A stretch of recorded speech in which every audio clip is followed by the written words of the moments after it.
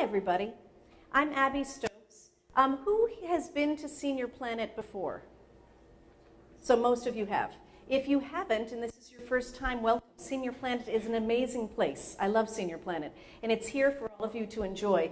I am here because I have been teaching computers for the last 20 years. The first person I taught a computer to was my mom, and instead of naming the book, Is This Thing On?, I said they should call it If My Mother Can Learn the Computer, Anyone Can, but they said the title was too long. But she was my example of somebody who still doesn't know how to change her clock radio when the time changes, but she can get on a computer and she can find anything she wants to find. So I really think it's all about finding the benefit for yourself, convinces you to get onto the computer. Today's conversation is about safety and security while we're on the internet. If that's my mom calling, just tell her I can't talk right now. So it's kind of an ucky conversation because all of us get a little freaked out about the safety and security or their lack of that involving the internet and technology. So hopefully by the end of this you'll feel empowered of how to protect yourself. I really feel like safety and security with your technology is just the same thing as it is in your home. You're in charge of who comes into your home. You should be in charge of who comes into your technology. So I want to show you some ways to do that. At the very beginning here, what I want to talk about is, I'll read it to you. My memory really sucks, Mildred, so I changed my password to incorrect. That way, when I log in the wrong password, the computer will tell me my password is incorrect. The hardest thing for most of us to do with passwords is come up with a safe password and remember the password and harness it so we don't have so many passwords. There was a time where I thought I was being so smart about passwords. I had a different password for every website that I went to, and so I kept a spreadsheet of it, and eventually when it hit 125 passwords, I realized it was out of hand. So what I want to do today is I want to walk you through what makes a safe password, and how can you create a password, a core password that you can essentially use for everything, but have it be slightly different for each website that you visit. Okay, so let's talk about the components that make up a safe password. The very first thing is it should be at least 8 characters long. A long time ago it was 6 characters. You could have it be 27 characters if you want to. I try to balance when I talk to you about passwords between being secure with the password and being reasonable about what it's like to try to create the password. So 8 characters long is long enough. You could make it longer if you want to.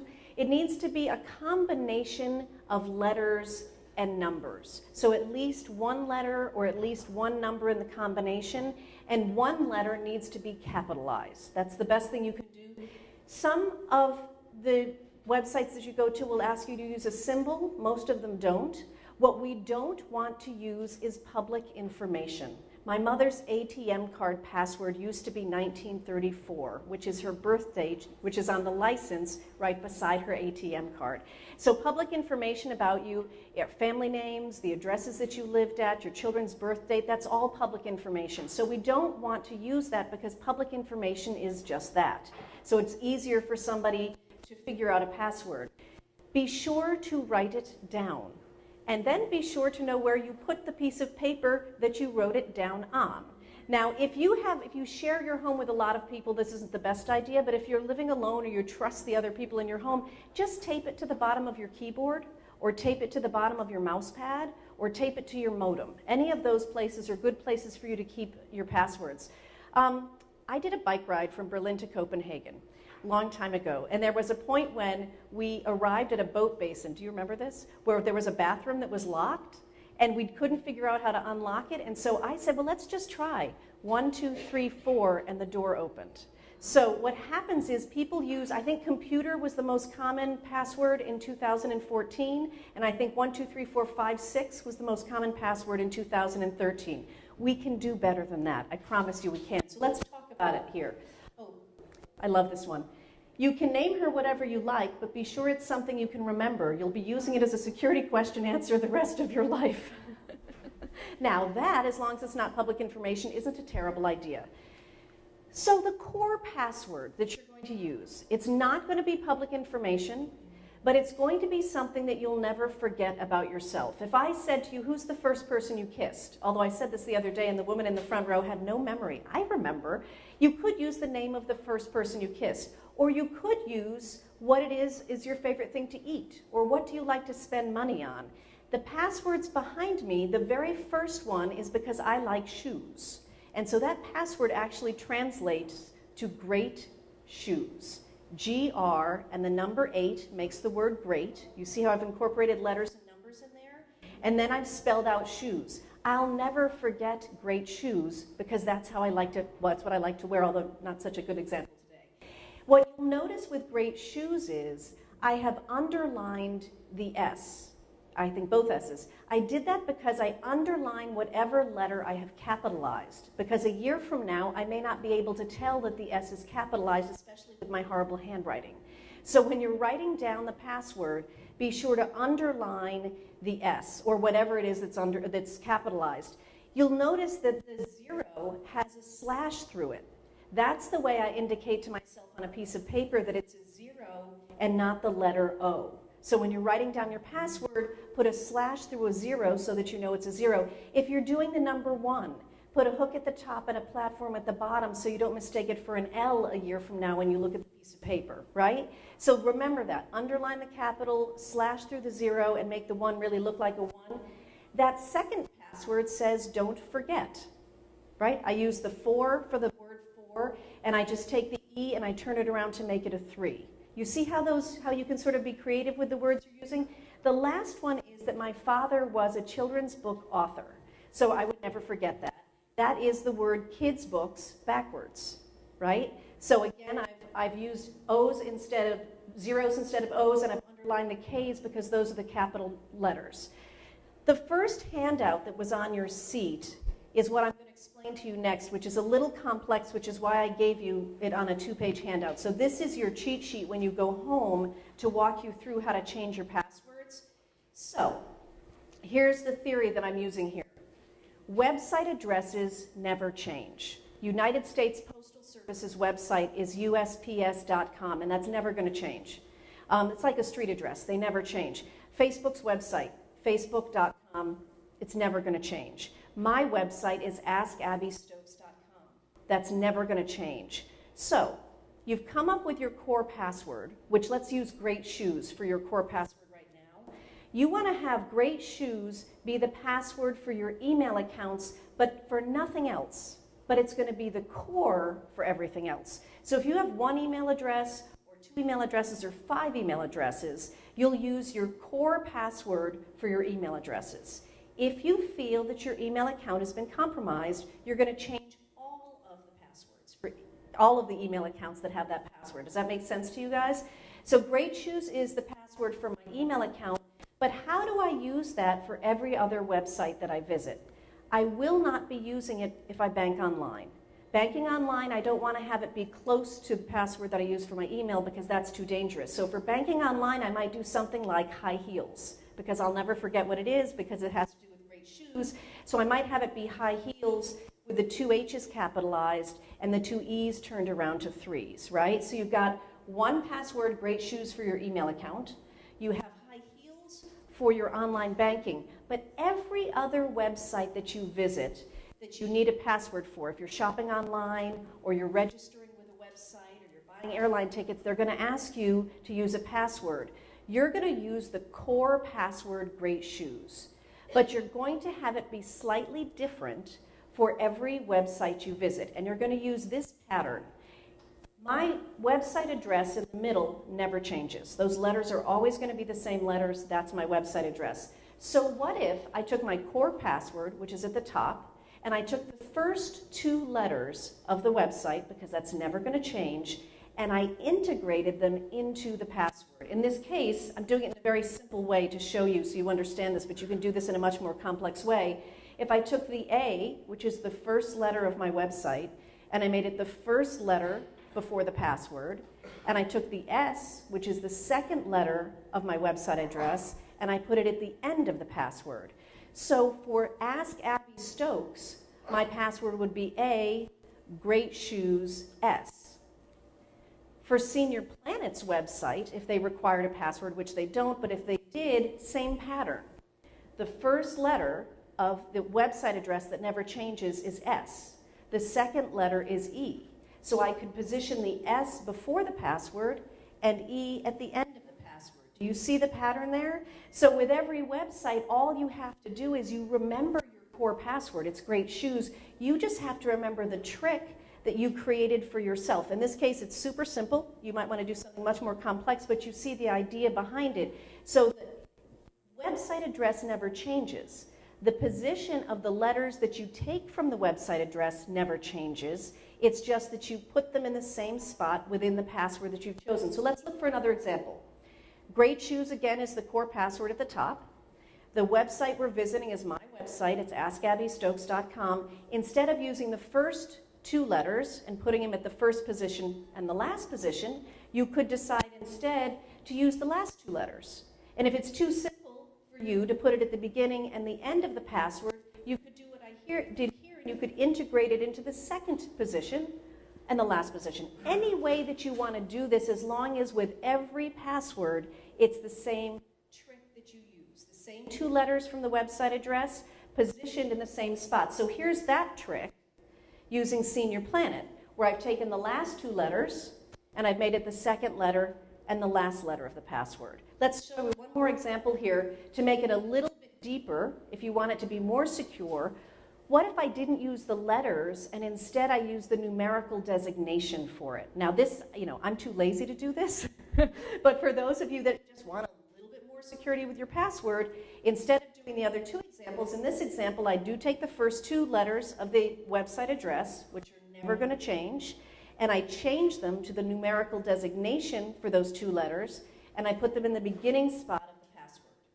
Same trick with every website address that you visit. So the idea is that you just have to come up with that one core password that's 8 characters long, a combination of letters and numbers with a capital letter, and then you're going to sit down like Harriet the Spy and you're going to say to yourself, okay, what are the 2 letters, or it could be 3 or 5, but 2 is the simpler way to do it. What are the 2 letters, the positions of the 2 letters that I'm going to take from every website I visit, and where are those 2 letters going to be within my password, always in the same spot? Are there any questions about that? I know everybody has your brows are a little furrowed, and it's a little bit like, it's like tax time. No matter how well you're doing your taxes and you're not cheating, you still hate doing your taxes. It's the same response to talking about passwords. Everybody's like, oh, I think I get it, but I just hate the whole idea. Unfortunately, we need to have passwords, and we need them to be secure. So what I'm trying to do, and this is the last example of that trick with the numbers, the core password is Great Shoes, the website is Senior Planet. I've taken the first 2 letters and I've changed it to the numerical designation within the alphabet, and I've positioned them in the first 2 spots in the password. You have this all written down for you on that piece of paper, so when you go home and you say, what was she talking about? You have it all written down for you. You can use the example. Here's the issue. You already have a bunch of passwords out there, right? You already have a bunch of passwords that you can't remember, and maybe too many of them already. So what I want to do is walk you through how to change your passwords now so that you can update them all. And don't take this on as a single task. Nothing is more uninteresting than saying, oh, look, it's Tuesday. For the rest of the afternoon, I'm going to change all my passwords. It's just not a pleasant thing to do. Instead, what I would suggest is, as you visit each website that has a password, that's the time to change it. So the next time you shop on Amazon, that's when you're going to change your password. The next time you stop at American Airlines website, that's when you're going to change your password. So you don't have to do it all at once. But where do you change your password when you're visiting a website that has a password? You're going to look for one of these words, and the words are preferences, settings, manage, account, options, or that little cog at the bottom. That little cog is the universal symbol for settings. So when you're visiting a website that you have a password with, you're going to look usually at the top right corner will be one of these words. It could be down at the bottom, but usually it's in the top right corner. You're going to click on that symbol or on the word, and you're going to go through the steps of typing in. Usually you have to type in your existing password, and then you type in the new password, which means you have to know what your existing password is. So if you don't remember your existing password, this is when you're going to click on the words, forgot my password. And they're going to send you an email with a temporary password that you're going to use to get into the account, and then you're going to change it to your new password after you've done that. So either click on forget my password or find one of these words if you know what your password is.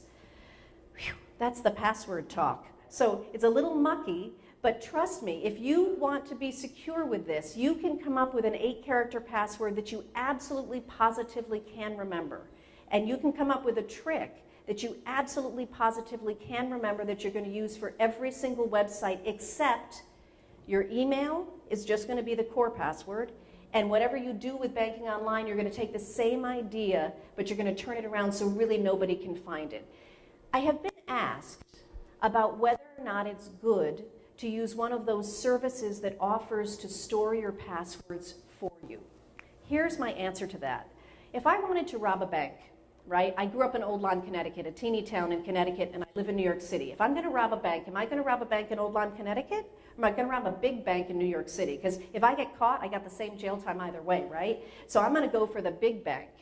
If I'm going to try to break passwords, am I going to try to break Abby Stokes' password on her lonely computer? Am I going to go to the public library and try to break people's passwords there? No, I'm going to say to myself, where are there a lot of passwords? So if I get my way in there, I'm going to get a lot of information. I'm going to go to a website that stores your passwords, right? They're doing everything they possibly can to make that website as secure as possible. So I'm not telling you don't use it. I'm just telling you not to feel like it's 100% safe.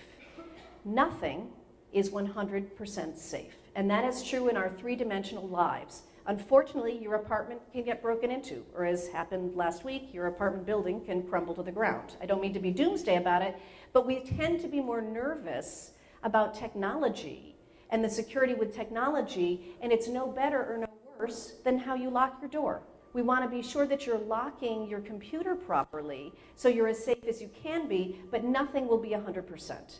I'm completely willing. At some point, I just know everything on my computer is going to get lost, and I'm going to have to start from the beginning. It hasn't happened in 20 years, but I'm willing to say that that's a possibility, and my life will not end if that happens. So you sort of have to embrace that when it comes to security. Are there any questions about the passwords or changing of the passwords? Yes? So her question is, why can't you have almost the same password for Amazon? And, well, that's what I'm suggesting is, so you really do have, you don't want to have the same password, because if somebody, like when they hacked into Target's information, if you have the same password for every website that you shop on, and one of them is compromised, then the person who did the compromising can go access everything that you have. So it's a pain in the neck. It's a really good question because it is a pain in the neck, but the truth is what you want to do is you want to have one idea of a password, but have it be slightly different for every website in case it should happen that somebody gets in there. Any other questions? Yes?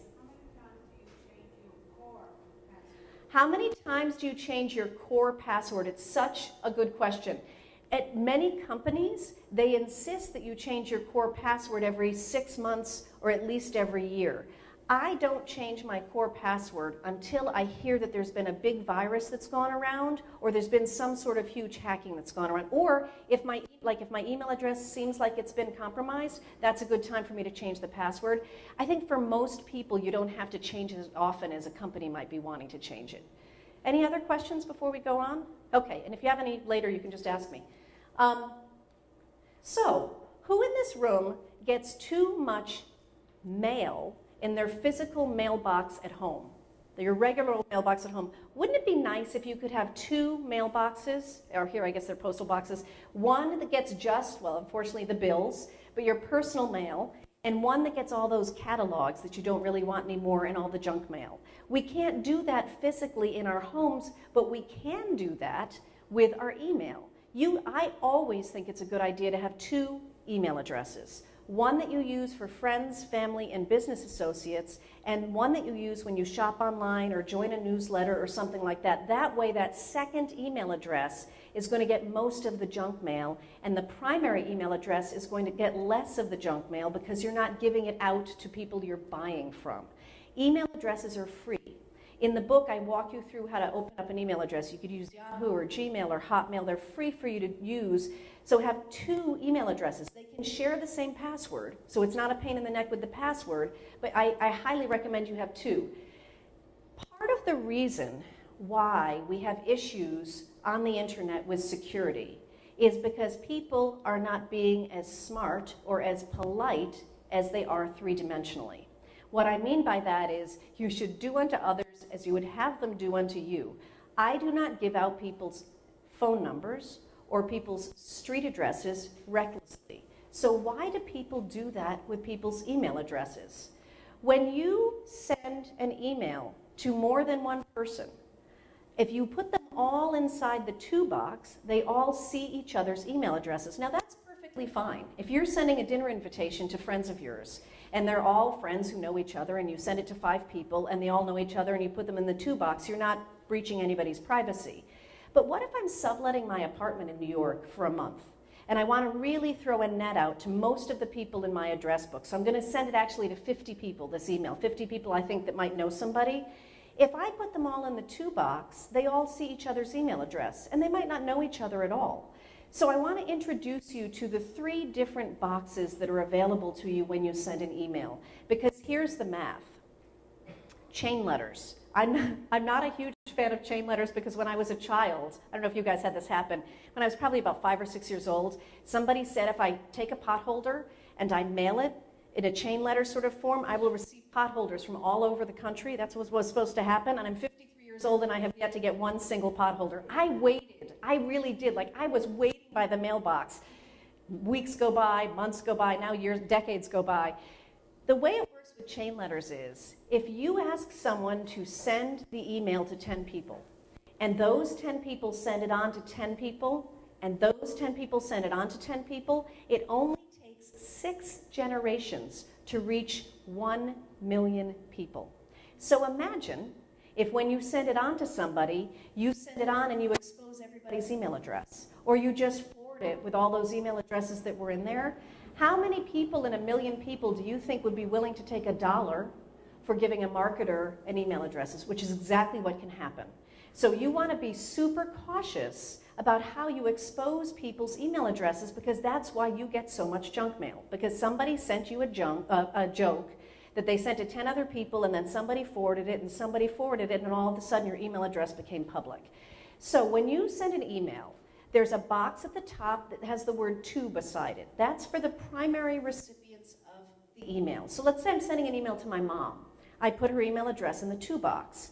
If I want to send the same email to my sister so she sees what the email said, I'll put my sister in the CC box. That's the carbon copy box. That means my mother can see that I sent it to my sister, and my sister can see that I sent it to my mother. Below that is usually below it are the letters BCC. It stands for blind carbon copy. If you don't see a third box, look for those letters BCC. They're usually either at the bottom or to the far right. When you click on that, a third box opens up. Whoever you put in the third box cannot be seen by each other, and they can't be seen by the person in the to box or the person in the CC box. So if I'm sending out this email trying to find somebody to sublet my apartment for a month, I can put all 50 people in the blind carbon copy box, and they won't see each other's email addresses. And if it gets forwarded, those email addresses won't be exposed either. So in that case, you often do need to put one address in the to box. And so what address would I put in the to box? My secondary email address, the email address that I use for junk mail and when I'm buying things online. I wouldn't put my primary email address because this might get forwarded and people would see it. Does that make sort of an idea for you guys? So if you know somebody who is notorious for sending you emails where you see names and names and names, and then they expose a lot of people, just send them an email back and say, please try to use the BCC, and if they don't know what it is, you tell them to go buy my book, because there's a whole chapter in my book about using proper netiquette. The other thing that happens with emails is it's hard to tell if an email coming to you is really from somebody you know, and if it's an email that you should open. This is probably this point you learn what's in. I was in Mexico a while ago, and I went to a business center hotel and I received mail from it. I love it. When I saw it, I didn't open it. My mom, there was a whole show about the I love you, which had just been released at that time. attachment, I would have every computer in the center followed my instincts. When I saw the words and I didn't open up the email, and that is your best defense. You can have all the virus protection software on your computer, but the truth is some snot-nosed 17-year-old in Wisconsin who doesn't have anybody to play with is sitting at his computer writing a new virus today. Bless you. So your virus protection software doesn't know about the new virus. It only knows about the old viruses. You are the first line of defense when it comes to your computer. That means you are good and wise. You have really good instincts. You live in New York City. You know when you turn a corner and your instincts are like, this seems not right. You know what, I'm not going to walk down this block. Or you hug your handbag a little bit closer to you because you realize on the subway it's a little packed and you might get pickpocketed. The same instincts you have as New Yorkers, I want you to start using with your email. Because what happens with us digital immigrants, those of us that weren't born with a keyboard or a mouse in our hand, when we're nervous, it tends to make us polite. And we tend to believe in that politeness or that fear that the computer knows more than you do. And so when you're in a moment of, oh, I got an email, geez, it tells me I should do this. I guess it knows more than I do, so I'm going to click on it. We're going to stop doing that. I want you to be a tough New Yorker with your email the same way you're a tough New Yorker when you're walking down the street. So I want you to defend yourself against what's the worst thing that happens? If I had been wrong and the attorney actually suddenly was in love with me and I didn't answer his email, what would have been the problem with that, right? So if you really love me, then call me up on the phone. So if you throw away an email by accident because you're being cautious, that's better than opening up something that's going to infect your computer. So there are several different kinds of things that are out there. The reason I have here where it says subject to change, it's so important that you start to use the subject of your email as a way to defend you and the person you're sending it to from somebody who's scamming you. A lot of people don't use the subject at all. Some people use the subject and type their whole email in the subject. I think it is better if you use the subject to be specific about what the topic of the email is. So don't just type in hi in the subject, way too general. Don't type in I miss you, too general. Don't type in thought you'd find this interesting. Type in saw you at Senior Planet and put in the date, right? If you wanted to email me a question, which I'm happy to answer any of your questions, I want you to let me know in the subject of the email who you are or how I met you, because I won't recognize your email address, and because of that, I'll throw away your email without opening it if I don't know why it is you're writing me. So I want you to be firm about protecting your email, but I also want you to be very logical about what you put in that subject, and believe me, it'll help you. If you do a long email correspondence with somebody and the very first thing in the subject was, loved the movie, and this sixth email that you're sending is about dinner on Tuesday night, wouldn't it be better to change the subject to say dinner on Tuesday night so you know what the email's about? So I generally change the subject every time I reply to an email. As the subject of the body of the email changes, I update the subject to reflect it. I also, with my mother especially, because I figured my mom was going to be more vulnerable to these scams than anybody else because she's nervous with the computer, every time I write an email to my mother, I always say Dear M. I don't say mom, it's always Dear M with a comma, and at the end I always do ML for much love, comma, and the initial P because she calls me Peach. So she knows that the email comes from me because inside the body of the email is something super specific that I do every time I send an email. So you can start to establish those habits with your family and say, I'm so worried about all these scams, why don't we always sign off this way when we sign off an email to each other? Does that sort of resonate with you guys? So if you get better and better about the subject, you're less apt to open up an email that isn't really meant for you. And they're compelling. Usually if they're trying to sell something, in the body of the email, it's either about a body part getting smaller or a body part getting bigger, depending if you want to lose weight or whatever else you want to do. They tend to get your attention by saying something that gets you curious enough to click on the link inside the email. We don't want to do that unless we're really 100% sure of who it came from. Yes?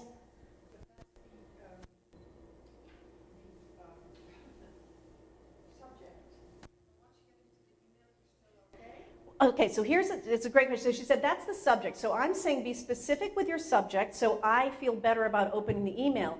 Once you open the email, your antenna is still going to be alerted because you're going to look at the body of the email and see if there's something specific in the body of the email that lets you know that it's really come from that person. So the subject is supposed to be specific, also to help me know what the email's about.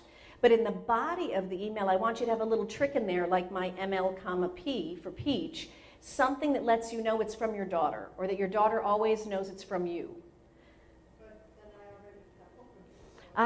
The opening of an email is not how you can get a virus. Thank you for asking that. Opening an email does not expose you to a virus. Clicking on a link inside the email or downloading an attachment to an email is when you can get a virus on your computer. However, I still don't like to open the email because there are emails that are written in such a way that they, the sender, can tell that you've opened it.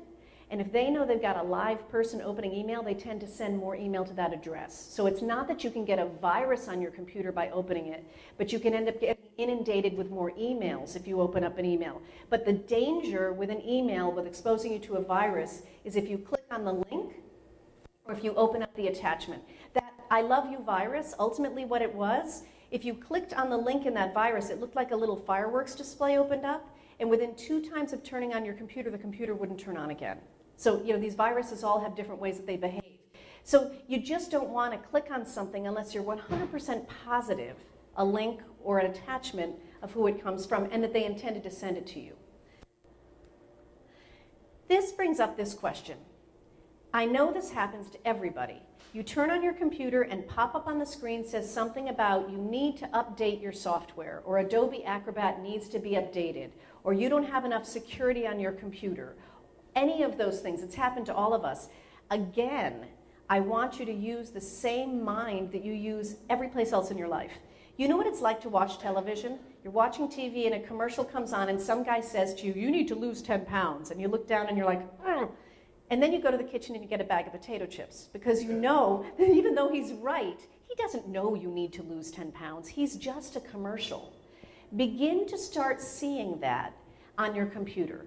Because often things pop up on your computer that look like they have a great deal of authority, and 9 times out of 10, it's just a commercial. They're just wanting you to click on it because they ultimately want to either infect your computer or they want you to buy something. So don't assume that your computer needs to be upgraded just because it's telling you that. My feeling about upgrading your computer generally is, if it's still working the way you want it to work, and it's accomplishing the tasks that you want it to accomplish, don't upgrade the computer unless you know for sure that it needs to happen. This is a perfect moment for you to ask yourself, who do I know that knows a little bit more about computers than I do? Your neighbor, your daughter, your brother, who likes a pitcher of martinis or a plate of chocolate chip cookies or a home-baked something or other, that you can invite them to your house and say, I keep on getting this question on my computer. Can you it'll take them 5 minutes to determine whether or not it's a safe thing to do, and then you give them a martini or a cookie or whatever it is in exchange for their efforts. I'd rather you not do it at all than do something that's wrong on your computer. You'll know if your computer is not functioning properly and that you need to update something. Do you have a question back there?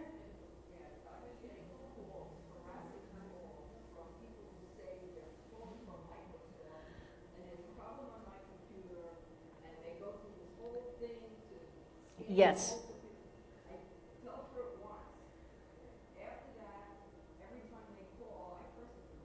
I'm going to explain what she just said if you didn't hear her. This is the most common phone call happening right now, is people get phone calls. They say they're from Microsoft.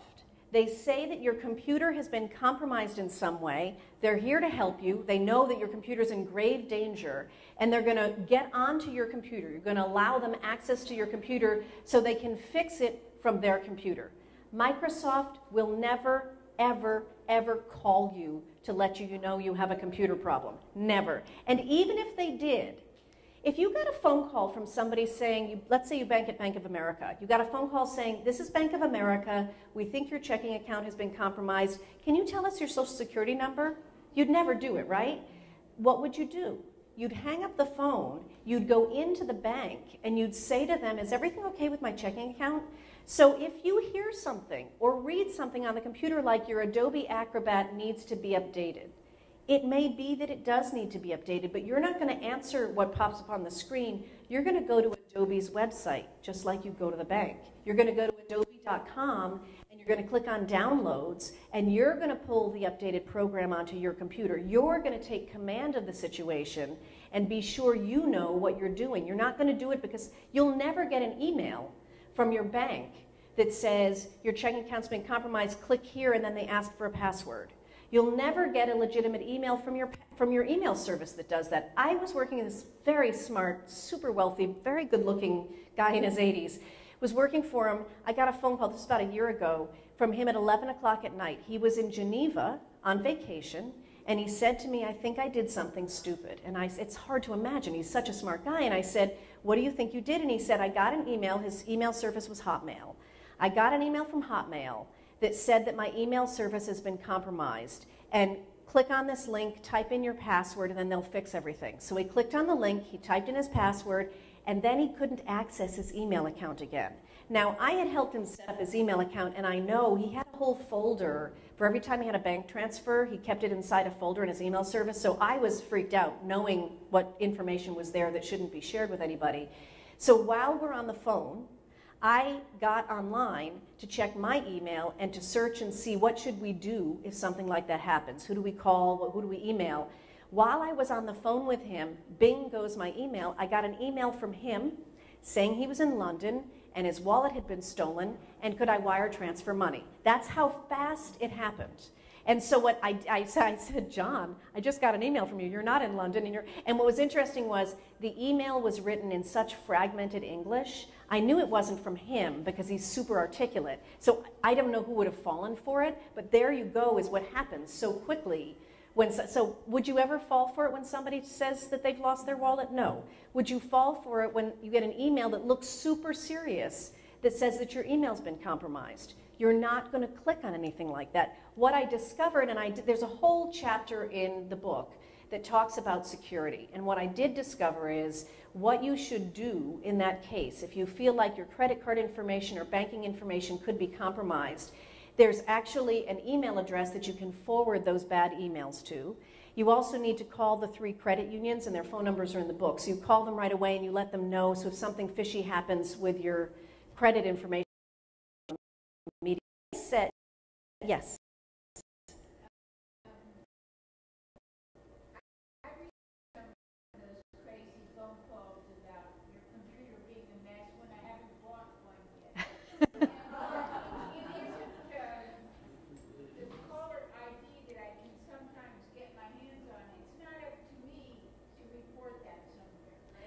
You could, if you had any information about it, if you did have caller ID and you saw the number, you certainly, the police precinct, I did a talk recently with a police officer who was talking about Social Security, and he said the problem for the cops is they aren't getting enough phone calls to log how many times this is happening to people. So don't ever hesitate to notify your local police precinct if you feel like there's been some kind of a cyber crime against you, because the more they hear about them, the more they get funding to actually hire people who can be of assistance. So you do want to call the precinct and make them aware of it when you've gotten a phone call or an email or something's happened on your computer, because they're just now, they're behind the times, but they're just developing a department to deal with that. And the more they can prove the numbers of how many times it happens, the more funding they get to hire the right people to do it. So I would call the precinct. It's very funny, there's a YouTube video of a computer guy that was getting this Microsoft call. And so what he did was, he said to the guy on the phone, can you hang on a second? You know, when the phone rang, I ran in the house, but my groceries are in my car. So I'm gonna go get I'll be right back. He took 5 minutes. And the guy was still on the phone. And he left and just set it down. He picks it up after 5 minutes and he said, oh, you're still there, I'm so sorry, I almost forgot. He said, do you mind, I just have to go to the bathroom. And he got a pitcher of water and he went into the bathroom with his speakerphone and he just slowly poured the pitcher of water into the toilet. It was just, and the guy still stayed on the phone. One of the things you can do, when I used to get a crank caller who called regularly, to make them stop calling your number is while they're on the phone, press down on one of the keys, it doesn't matter which one, on your telephone and say, officer, this was the call I told you about. And they generally won't call back at that number again because they feel like you've already alerted the police and they're going to get caught. So if you want to just make them stop calling you, just press down on any number and say, "Officer, this is the caller I talked to you about," and they generally won't call you again. My little personal tip from having them seen phone caller. So for you, the rule of thumb is this. If you're asking yourself the words, "should I?" the answer is now no. Should I click on that? I'm not really sure. If you're not sure because you're asking the question, don't do it. Should I open up that email? Nope. If you're asking the question, don't do it. Should I update? Nope. If you're asking the question, don't do it. You will know when your computer needs to be updated, and then you can find some nice person to come over and do it and buy them dinner or whatever it is. You don't need to pay attention to all of those alerts necessarily if you're asking the word "should I?" If you know, go ahead and do it. But if you're asking that question, I don't want you to do it. Yes? It's related, but it's a little different. I get referrals from my doctor's office through email. I had opened one responding to a problem I printed the other day. It said when I tried to open it, something like the internet connection has been compromised. Okay, so she received an email from her doctor's office, which is what she's been communicating with them, and it's all been going along fine. Then she received an email that says your account or your email has been compromised in some way. When you tried to open it up. That's a good moment to stop yourself, call the office. And did they have any idea? Nobody else had called me. Right. And when they resent it to you? Okay. So it could be that somebody got a hold of the doctor's email address to make it look like it came from him. So your instincts were right. Don't click on anything at that stage. When they send you a new one and you know you've asked for the new one, then you can certainly open it up and see how it goes. Anytime, that was a perfect should I moment, right? In that should I moment, if you're asked, just stop. There are people, I call them overclickers, people who can't take their hand off the mouse. And when they don't know what they're doing, they just, in response, they just start clicking the mouse like crazy, and it gets them into a lot of trouble. If you tend to think you might be an overclicker and you're going to click on something, just take your hand off the mouse and sit on it while you ask the question, am I asking myself, should I? I'm not going to click on that if I'm asking myself, should I? I'm going to close it instead, right? So we just want to make sure that we're patient and slow and methodical, the same way you would when you lock the front door to your home, when you make sure the windows are locked, when you don't answer somebody at the front door if you don't know who it is. All those same instincts are the instincts that I want you to use with the computer. Yes? You used an example of Adobe or something like that and getting a notice that you needed to upgrade. I got those and I upgraded from it and it was perfectly all right. But what should you do? Because obviously what you're saying is you should not click on that little notice thing. Right, so he's gotten notices from Adobe, which is the most, it's interesting. I've done it and it's worked fine. And then I read an article that it's the most likely way to get malware or spyware on your computer is the fictitious ones. So if you get a notice that pops up on your screen that says your Adobe Acrobat or your Adobe Flash Player needs to be updated, which could be totally legitimate, but it may not be, instead of clicking on that notice, close the notice, go to adobe.com, which is their website, so adobe.com, and there'll be the word in the navigation bar that says downloads. Click on the down, so now you know where you are, right? I've gone into their house. I know it's their house, right, by going to their website. So you're going to click on downloads, and there it will say, update your Adobe Flash Player, update your Adobe Acrobat. So you're basically, it's like going into the bank. I'm not going to pay attention to somebody calling me on my home phone because I don't really know if they are who they say they are. I don't know if that pop-up really is what it's supposed to be. So I'm going to go to the website and I'm going to download it from the website. Does that make sense? Yeah, good. Yeah, it'll be super helpful. So just don't ignore it. You can go to the website and see if it needs to be downloaded, but you don't want to answer that in case it's a wrong thing. The next talk I do in a week is my favorite talk, actually. It's called Make Every Click Count. But the talk after that is still a very good talk, but it's on social networking. And so we're going to go into this in more detail when we talk about social networking in 2 weeks. But the question for you with social networking is about your privacy and about your safety. And so this front door test. So the first test is, am I asking myself, should I? Then the answer is no. The second thing is, always ask yourself, put something in writing, whether it's an email, a text message, or something on social networking, does it pass the front door test? That means, would I be okay with it being on the outside of the door to my home? right? Forget about the security settings that are in the back of Facebook or any of that. Just always ask yourself this question: would you be comfortable with this on the outside of the door to your home? If you are, send it on. Because we can't stop people from forwarding emails that they receive. We can't stop people from printing emails or pictures of you that are on Facebook that they see and passing it on to somebody else.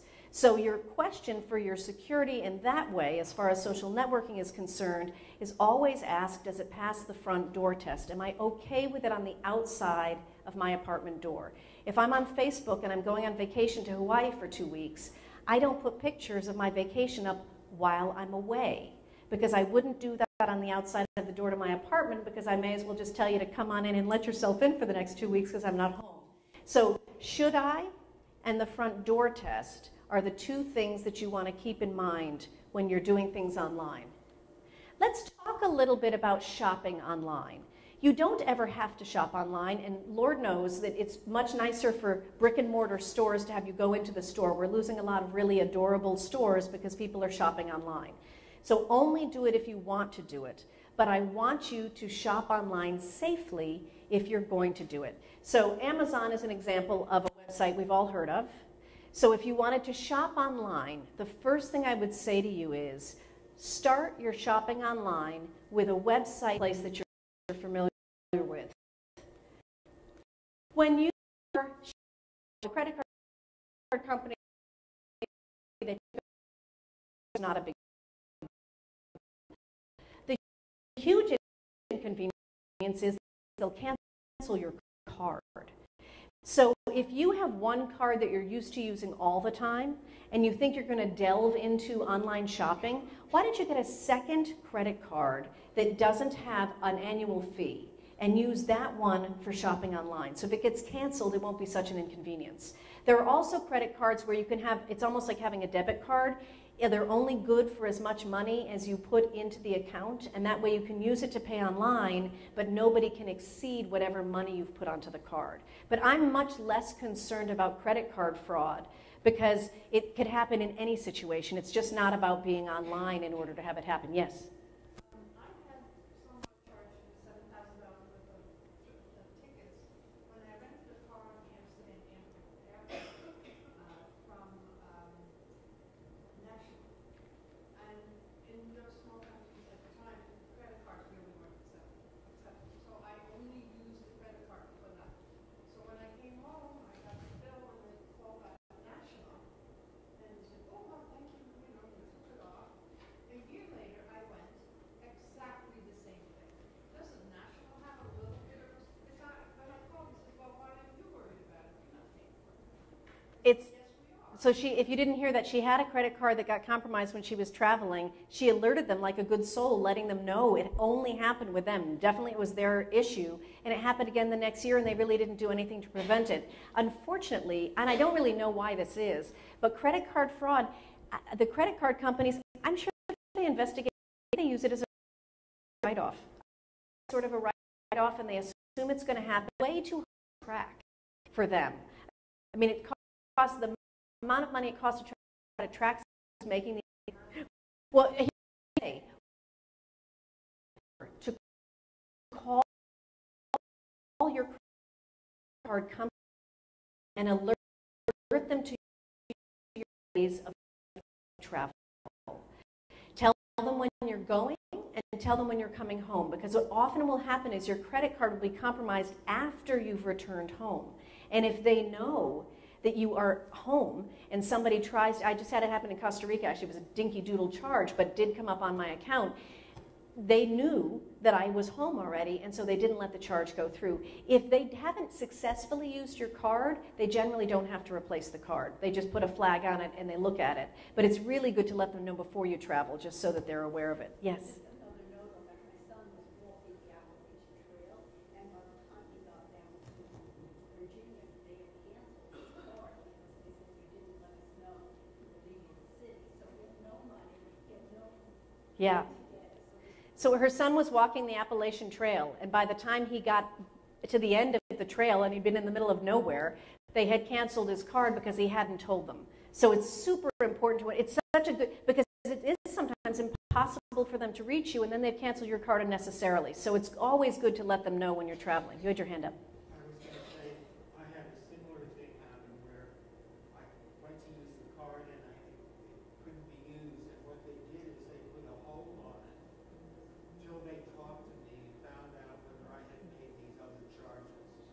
And, you know, they were legitimate charges, but they didn't recognize who I was charging with, or it wasn't something I normally did. And they just put a hold on the card. Right. Until I got in touch with them and discussed that particular purchase. So in the same vein, his credit, if you didn't hear it, his credit card company put a hold on the charges until they reached him. So it's always a good idea with your credit card company to be sure they either have your email address or your cell phone number, because when you're traveling, if you're going to check your email, that might be the way that you're going to get the notification from them, and then you can call the number on the back if you're overseas, whatever their overseas number is. But it's super important that you do that so you're not inconvenienced. It just makes it easier.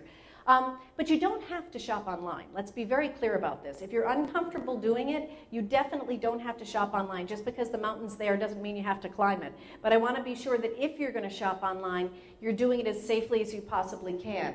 And if you decide that you want to bank online, remember that is not the same core password. You want to have your banking password be exclusive to banking, and usually there'll be 2 points of entry. That's why I showed you this slide. There are actually 2 places where I have to put security in when I bank online. I have to put in my password, and then I have another passcode that I have to do here. So don't be surprised when that happens. The bank's trying to make it as secure as they possibly can. And remember, your money is insured the same way inside the bank as it is when you're banking online. So they're covering your money either way. You're not in more danger if you decide to bank online. Now that stamps are 49 cents a piece, it's a little compelling to pay your bills online instead of using the stamps.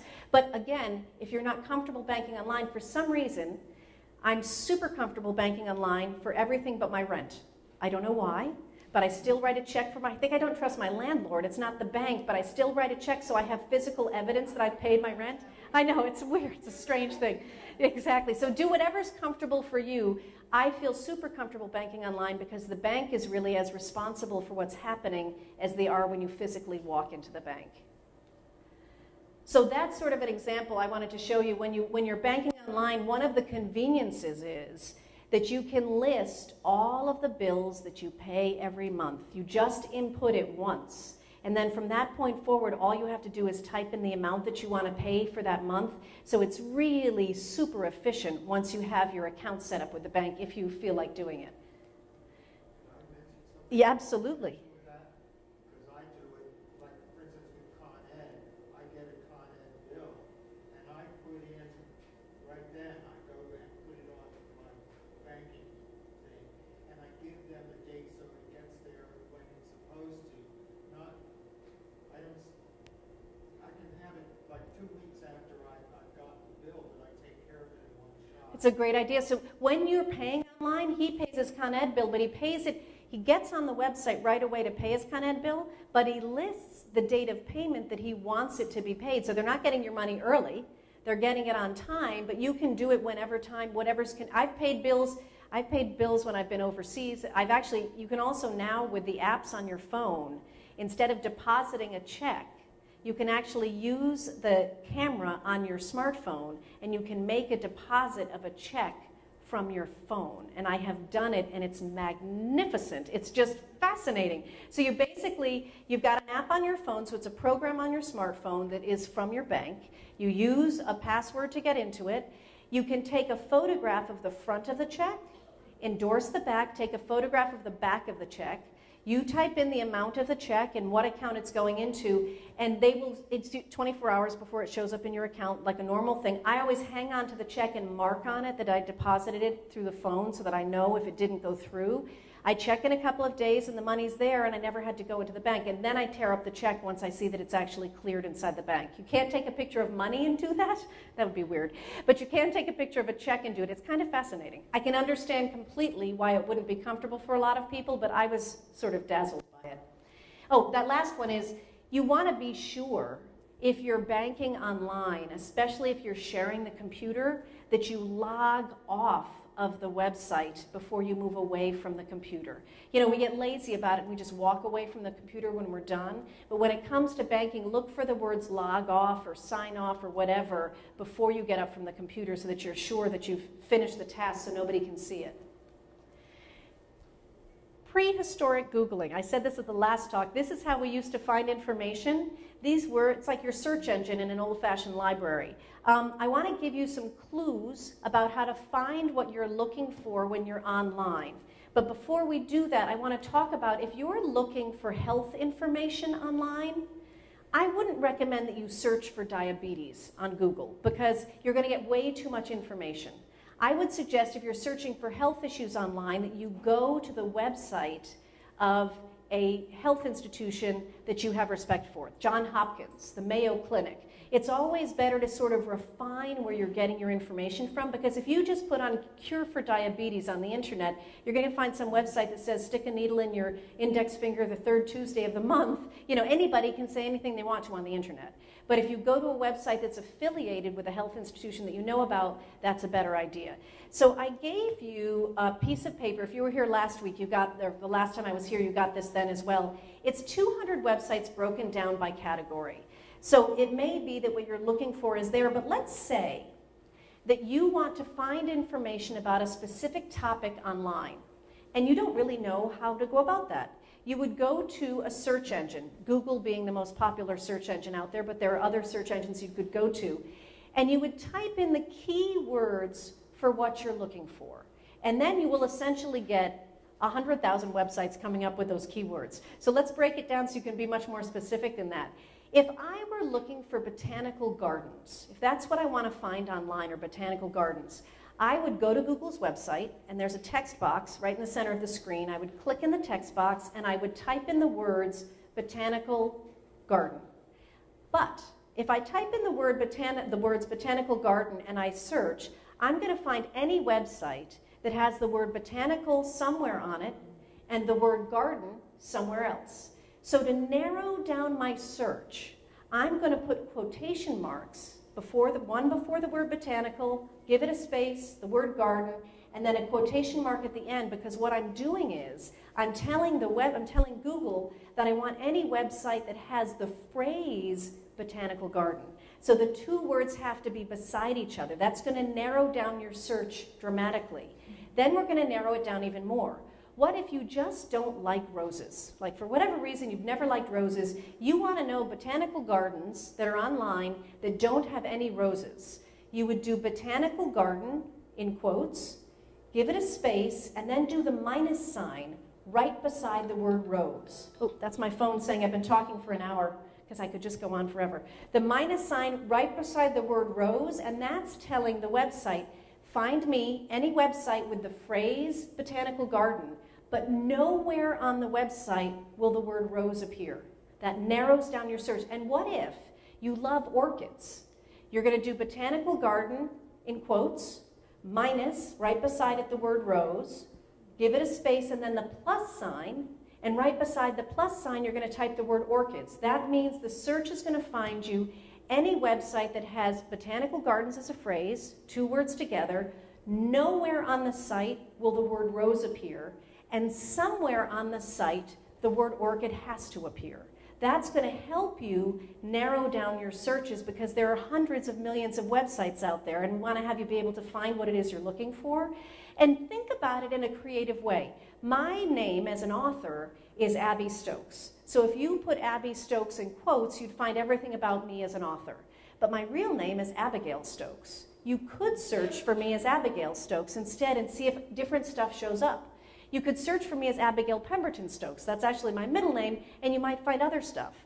You could search for me as Abby Stokes in quotes and do minus author, minus book, minus computer, and you're going to find anything about me online that has nothing to do with my profession, right? You see how that works? So think about the minus sign and the plus sign as assisting you in finding information online, and be creative about the person's name because people have nicknames. If you're looking for Bill Clinton, it could be President Clinton, President Bill Clinton, President William Jefferson Clinton. So fiddle around with the name a little bit to be sure that you're doing the search as sort of relentlessly as you possibly can. So we're coming to the close here. Yes? If I want to narrow it down to Manhattan, I just want to, do I also do that way too? Interesting. She says if she wants to narrow it down to Manhattan. Now, because you live in Manhattan, you know Manhattan is called Manhattan, but some websites have it as New York City. So when you're searching for something, you could do plus Manhattan, but try again with, in quotation marks, New York City, and see if you get different results, or even NYC. Sometimes NYC will, so try it a couple of times if you really want to be sure that you cover your bases. So I have a new book out. It's over there for sale for $18. I take checks, credit cards, cash, and I'll even let you send me a check if you don't have anything with you. I just updated the book to include computers and tablets in equal measure. But more importantly for you guys is I have a new website.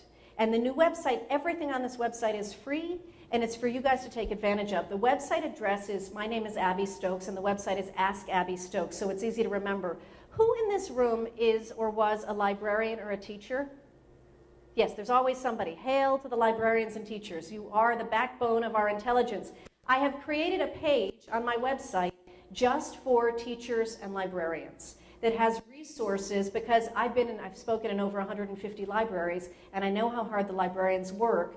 Now that they have computer centers there, often the librarian gets pulled away from their job to show somebody how to do something on a computer.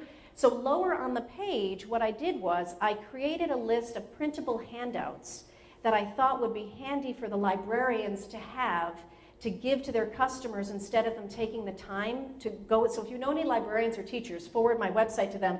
But the 2 pages that I've given you so far are on my website, on that teachers and librarians page. So if you lose the handout about the password, you can just go to this page and click on it, and you can print it yourself. But it might be worth you going to the teachers and librarians page and seeing what the other handouts are that are available to you, because they might prove to be handy.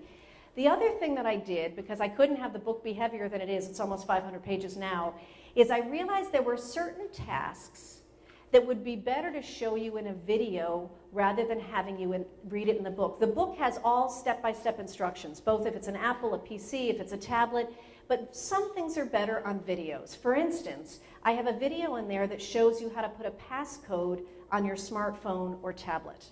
What's important is you can watch a video, but then you sort of forget what it is the video said, or it's a little bit hard to follow. Underneath each video are the words, "Click here for printable instructions." And what happens when you click on that is a page opens up for you that has the step-by-step instructions of what I showed you in the video, and it's across all platforms. So I show you how to do it if you have an iPhone.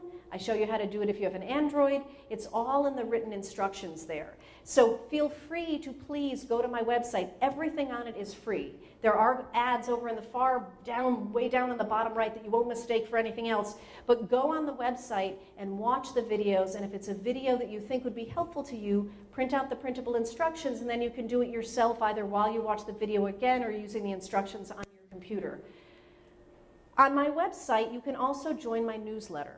I write a newsletter usually about every 2 weeks, and I base it sometimes on what people email me and ask me questions about. I try to have it be as helpful as I can be. I do not give out your email address to anyone else. I promise you, on the Mayflower that my parents' ancestors came in on.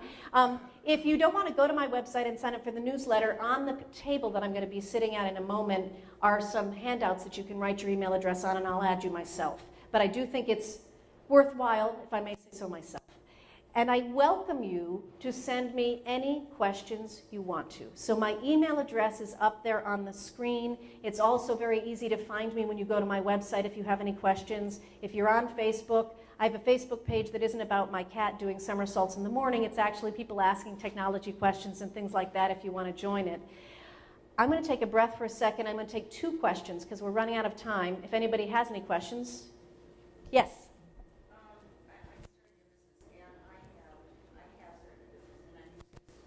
Mm-hmm. And a couple of clients are reluctant to, everybody's sort of probably except to one of them is my best friend. And she's reluctant to pay me with a credit card number. It is. Right. And I'll repeat this for you guys if you can't hear. I'm wondering what to say to her. Okay. She has something called a Square, which is what I'll be using there if anybody buys a book with a credit card. It's actually a little gizmo you can plug into your phone that allows you to use somebody's, to make a purchase with somebody's credit card. So she has one right there. She has clients who are not comfortable giving the credit card information. And I say, then you have to do whatever makes them comfortable. You can assure them, I know it's a drag, but you could assure them that, you know, their credit card is safe as long as they check their bill. It's no different than handing it to a waitress. You can say everything that I said to you before, but the fact is if they're not comfortable, they're not comfortable. That you can't convince somebody of something they don't want to be convinced of, even though the Square is perfectly safe. And you're not storing their credit card information. It's as safe as any time they've ever used it, but you can't convince somebody to be comfortable with something if they don't want to be. So she has to pay you with a check or however else she wants to. Yes? I won't be buying your book because I won it last week. Oh. Is this thing on? It's conversational, easy to understand, and has very clear illustrations. Feel as though I'm getting computer mothering on desktop, nice. laptops, and iPads. I'm much more comfortable about purchasing an iPad now after reading just 1/3 of your book. So I highly recommend it. Oh, that's so nice. I didn't pay her to do that. That's so sweet. Thank you so much.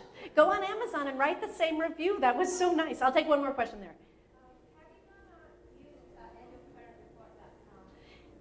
annualcreditreport.com? She asked, have I used annualcreditreport.com? I have used it. That's the one that I trust. It's one of the 3 that I list in the book if you want to get your credit report. So annualcreditreport.com is a safe thing. Type it in yourself.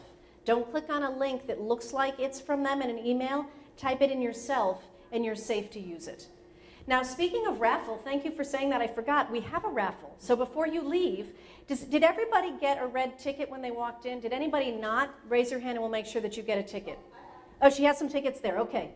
So what we're raffling off is we're raffling off a copy of the book. So it's good you didn't buy it yet, although you might be buying it afterwards. I'm also raffling off this. It's all propaganda. I'm raffling off. The second prize will be a lovely tote that has my book on it. And the third thing that I'm raffling off is, you can just drop them right in there, thank you. The third thing is a flash drive, which this is a way to move information from one computer to another, or a way to store information. So it's, if you don't know how to use a flash drive, in the chapter in the book, they tell you how to use a flash drive, so they all go hand in hand. So the first raffle winner of a copy of Is This Thing On is ticket 870-553. 553, yay, you get this copy of this book. Just pass this back to her. Okay, the second raffle winner who gets the propaganda canvas bag is 870-551. Okay, you get the bag. I'm going to pass this back to her. It's so mean, I'm making you touch things without you winning them. Let's hope you win the last thing. So the last thing is the flash drive, and that is 870-569. Yay, Alita. All right, that goes back to you. So I'm going to make my way over to that table where I'm going to have copies of Is This Thing On for you to purchase for $18. I also have copies of a totally different book that I did. It's called Dinner Party Disaster, Tales of Culinary Catastrophe. It's adorable. It actually makes a really good hostess gift. It's a collection of 18 true dinner party disasters, and what I did was I wrote afterwards, how do you either prevent it, or what do you do when it happens to you? And in the back is a catastrophe pantry, like what do you need to have on hand in case the dinner you were making fails. These are $5, and I can sign them for you. They make very lovely wedding gifts for a new bride, or they're really cute instead of a bottle of wine or with a bottle of wine if you go to somebody's house. I welcome you to send me any emails you have with questions. I would love to hear from you if you have questions. I'm here for you for that reason. So thank you guys very much, and I hope to see you next Friday for my favorite talk. Thank you.